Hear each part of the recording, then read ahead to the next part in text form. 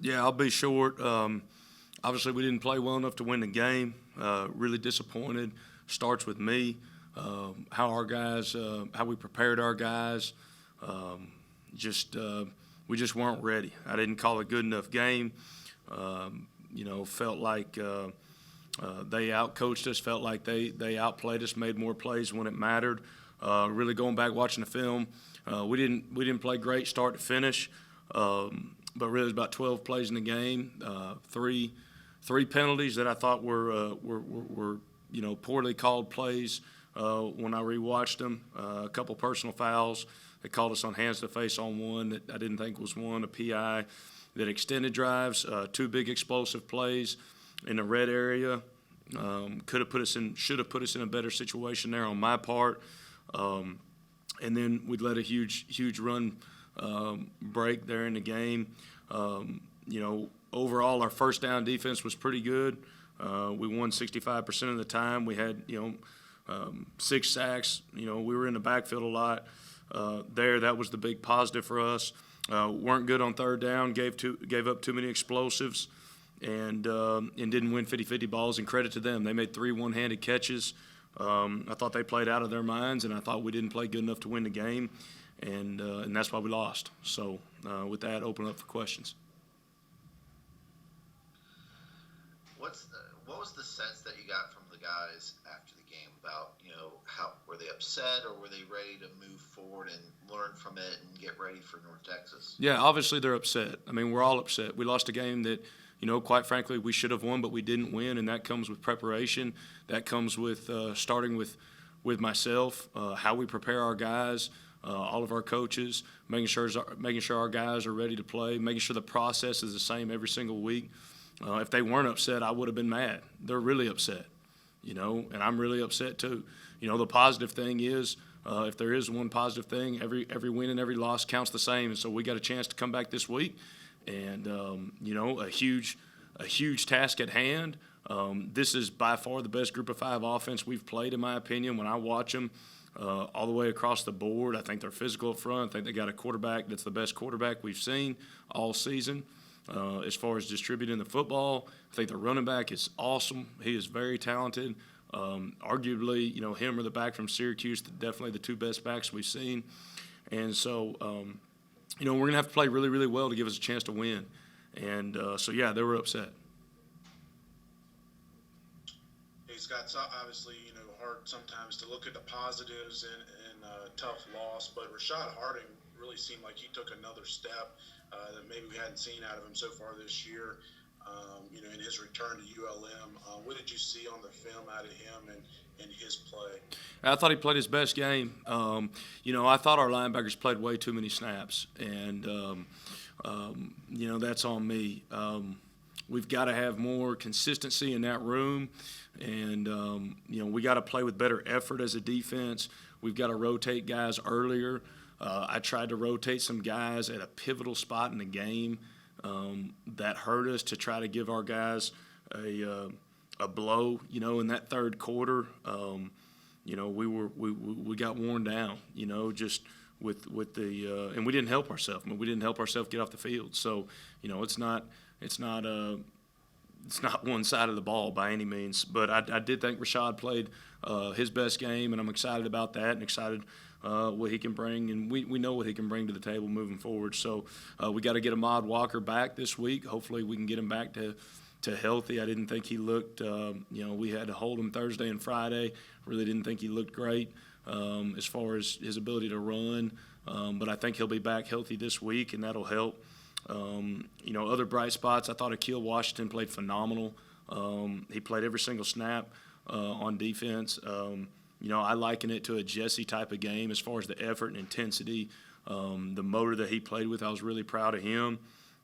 I thought we played pretty well on the D-line, minus, there was one guy that really, really hurt us, I thought, watching the tape. And then, like I said, I just thought we played, kind of average everywhere else and didn't make enough plays to win. And, it's college football. Every single team can beat you. And we got to have that approach as coaches. We got to do a better job of making sure the process is the exact same every single week. And, credit to them and their staff. We came out in the second half, and we had to try to make some adjustments to plays, and we didn't make them quick enough, and we had short turnarounds on the field on a couple of those too. And so, but credit to them, man. I thought they outcoached us. I thought their kids made more plays, and we just gotta look at us, and it starts with me first and foremost. Scott, they've played 2 quarterbacks this year. Is it Austin Aune who's the one that you feel distributes the ball best between the two? Yeah, I do. I really feel like the last couple games is kind of looks to be their guy. They do a good job, playing within the framework of their offense, and two's Austin, correct? Yeah, and he's an older, experienced guy. Was a baseball player.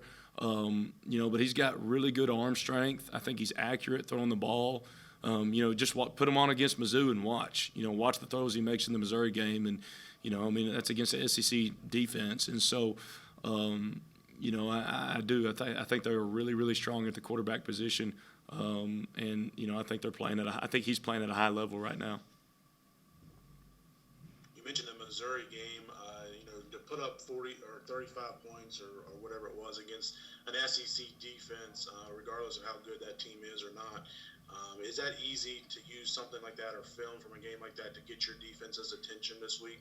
No, we just lost a game. We shouldn't need anything to get our attention.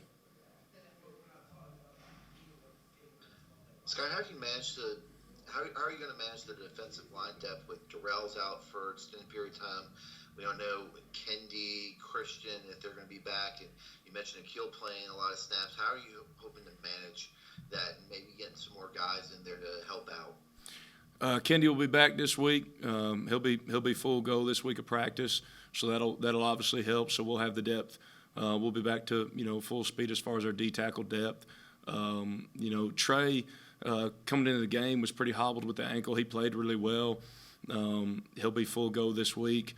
And so we'll have those 3 guys, and then Jayod, provides some things. He's a seasoned guy, so he's a guy who can get in, help us, especially on third downs and some of those things. So I really don't feel like depth is a concern on the D line. We've got good players there, and I expect them to play at a high level. And with Quentin missing the first game at Ole Miss so far this season, how do you feel about some of the other guys in your rotation there at safety? I know you're talking last week about maybe letting Scruggs play behind Said some. Do you think you're pretty comfortable with where that's at right now? Yeah, obviously he did in the game. He knows the defense. It's just, hopefully Jalen can come along and gain Coach Curtis and my confidence to be able to put him in a game like that, in a situation like that.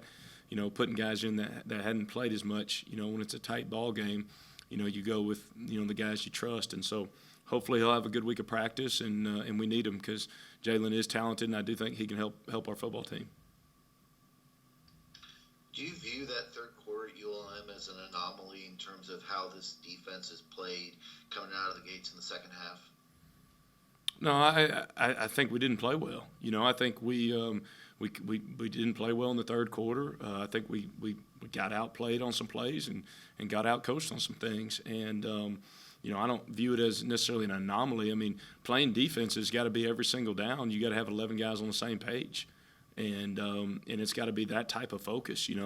If 10 guys aren't on the same page on offense, one guy, you got 10 on the same page, but one's not on offense. A lot of times y'all don't know about it.